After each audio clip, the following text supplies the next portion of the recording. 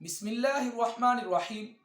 سامعین و ناظرین، ایک اکثر و بیشتر سوال کیا جاتا ہے کہ غسل جنابت واجب ہونے کے بعد، لازم ہونے کے بعد اس میں تاخیر کرنا کیا حرام ہے؟ تو اس مسئلہ کی وضاحت آج کی ویڈیو میں انشاءاللہ عز و جل کرنے والا ہوں۔ آپ احباب سے گزارش ہے کہ توجہ کے ساتھ سماعت فرما لیں۔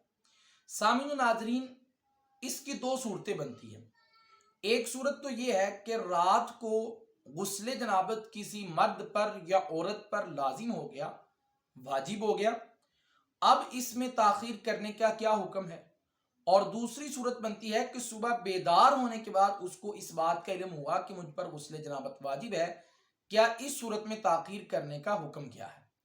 تو سب سے پہلے رات کو اگر غسل جنابت واجب ہوا ہے تو اس صورت میں اس کے لیے رسول اللہ صلی اللہ علیہ وسلم کی حدیث مبارکہ سے ہمیں یہ سبق ملتا ہے۔ حضرت عمر رضی اللہ تعالیٰ عنہ نے سوال کیا تو رسول اللہ صلی اللہ علیہ وسلم نے فرمایا کہ جب تم رات کو جنبی ہو جاؤ تو تم غسل کرنے کے بجائے تم صرف جو ہے وہ اس کو صاف صفائی کر کے وضو کر کے جو ہے وہ سو سکتے ہو، صبح بیدار ہونے کے بعد غسل کر لو۔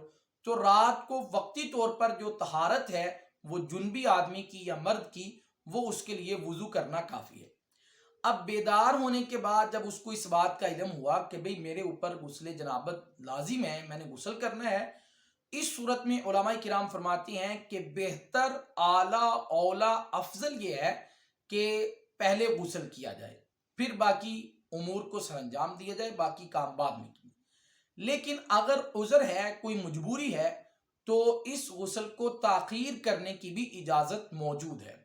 لیکن اتنی تاخیر کرنے کی اجازت نہیں ہے کہ آپ کی ظہر کی نماز جو ہے وہ قضا ہو جائے یا اس کا ٹائم جاتا رہے، جہاں تک اس غسل جنابت کو مؤخر کیا جائے گا تو اس کا اس مرد کو یا عورت کو گناہ ملے گا۔ اس لیے بغیر کسی عذر کے بیدار ہونے کے بعد اس میں تاخیر کرنا وہ قطعاً اس کی اجازت نہیں ہے۔ عذر ہے تو تھوڑ بہت اجازت ہے کہ اس میں تاخیر ہو جائے، تو اس میں کوئی حرج والی بات نہیں ہے۔ اللہ تبارک و تعالیٰ سے دعا ہے کہ اللہ تبارک و تعالیٰ مجھے بھی، آپ سب سامعین کو بھی دین کے مسائل کو سمجھ کر، سیکھ کر اس پر عمل کرنے کی توفیق عطا فرمائے۔